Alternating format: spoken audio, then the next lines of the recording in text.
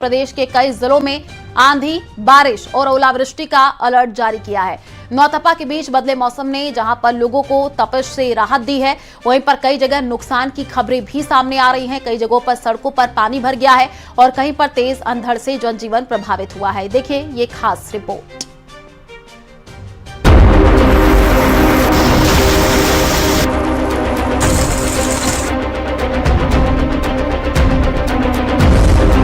नौतपा में मौसम का उलटफेर, गर्मी की छुट्टी, बारिश की एंट्री।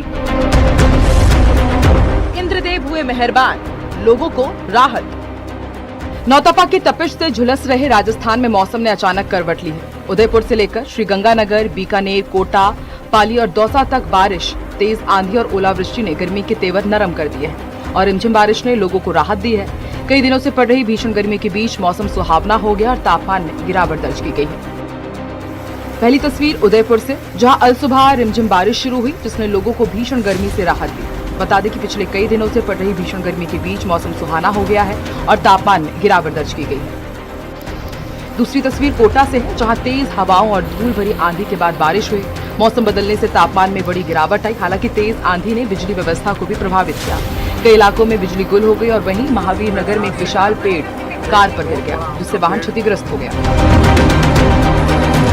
अगली तस्वीर बीकानेर से, जहां कई ग्रामीण क्षेत्रों में बारिश और ओलावृष्टि के नजारे देखने को मिले। नोखा, रोड़ा, भादला, देसलसर और शोभना सहित कई ग्रामीण क्षेत्रों में बारिश और ओलावृष्टि हुई। साथ ही महाजन में जबरदस्त रेत की आंधी देखने को मिली। इस दौरान चारों तरफ रेत ही रेत दिखी।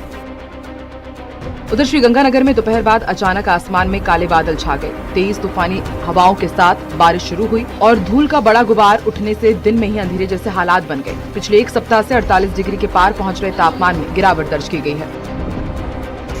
अगली तस्वीर पाली जिले की, जहां तेज धूल भरी आंधी और बारिश ने मौसम बदल दिया। पाली, सुमेरपुर, तखतगढ़ और सांडेराव क्षेत्र में हुई बारिश के बाद तापमान में 3 डिग्री तक की गिरावट दर्ज की गई है। लेकिन बारिश अपने साथ नुकसान भी लेकर आई। एफसीआई के खरीद केंद्रों पर खुले में रखा हजारों क्विंटल गेहूं बारिश में भीग गया। उधर दौसा जिले में भी मौसम का बदला मिजाज आफत बनकर भी सामने आया। तेज आंधी और बारिश के दौरान अलग अलग हादसों में 2 लोगों की मौत हो गई। लालसोट क्षेत्र में एक मकान की दीवार गिरने से महिला की जान चली गई, जबकि एक अन्य युवक टीन शेड के नीचे दब गया। तेज हवाओं के कारण कई जगह बिजली के पोल, ट्रांसफार्मर गिर गए। इसके अलावा लालसोट में भारी बारिश के कारण सड़कें दरिया जैसी नजर आई।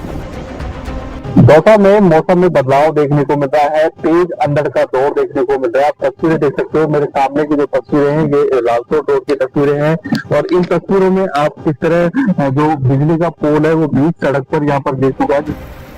प्रदेश में नौतपा के बीच मौसम का ये बदला हुआ मिजाज लोगों के लिए राहत लेकर आया है, लेकिन कई इलाकों में बारिश और अंधड़ ने नुकसान भी पहुंचाया। मौसम विभाग का कहना है कि पश्चिमी विक्षोभ के असर से प्रदेश के कई हिस्सों में 1 जून तक आंधी और बारिश का दौर जारी रह सकता है। ऐसे में लोगों को गर्मी से राहत मिलने की उम्मीद है, लेकिन सतर्क रहने की भी जरूरत है।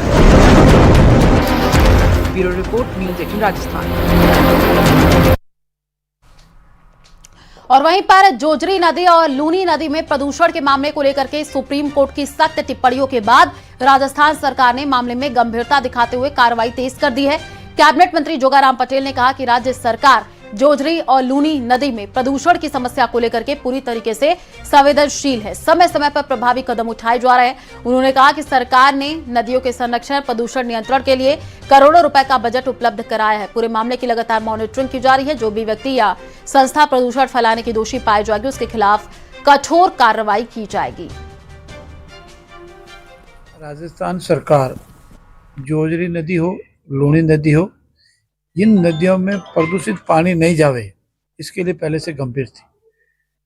पहले बजट में केंद्र सरकार ने भी कुछ राशि स्वीकार की थी, 172 करोड़। फिर दूसरे बजट में भी राशि स्वीकार हुई और इस बार भी ऐसा डीपीआर बनाने के लिए सरकार ने बजट दिया है कि क्यों न लूनी नदी का पानी पाइपलाइन से या जोजरी नदी का पानी पाइपलाइन से लास्ट स्टेज तक पहुंचावे, ताकि पोल्यूटेड वाटर उसमें साथ नहीं मिले।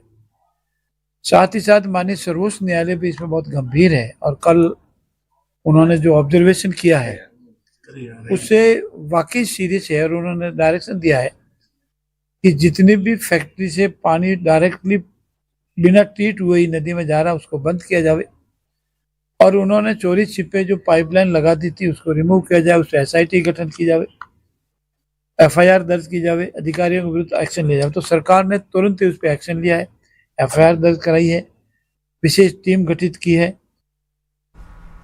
और वहीं पर हनुमान बेनीवाल के बयानों को लेकर के सियासी बयानबाजी तेज हो गई है। बीजेपी प्रदेश अध्यक्ष मदन राठौड़ ने बेनीवाल की भाषा और राजनीतिक शैली पर सवाल उठाए हैं, जिसके बाद प्रदेश में सियासी माहौल और गर्मा गया है। ये रिपोर्ट देखिए।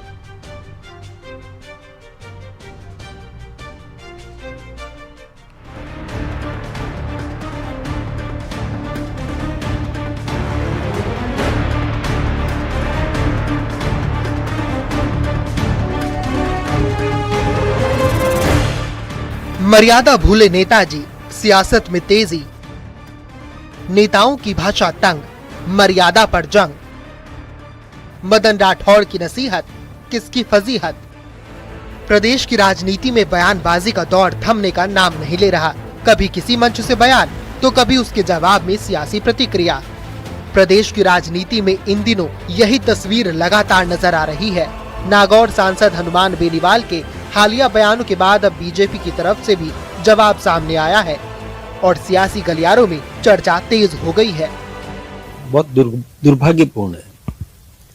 इतनी गिरावट पहले कभी भी नहीं देखी गई थी। शब्द चयन, जिसके पास में शब्दकोश नहीं है और जैसा मन में आया कोई नशेड़ी बोलता है वैसे वो शब्द चयन किया गया। बहुत हल्का शब्द प्रयोग किया।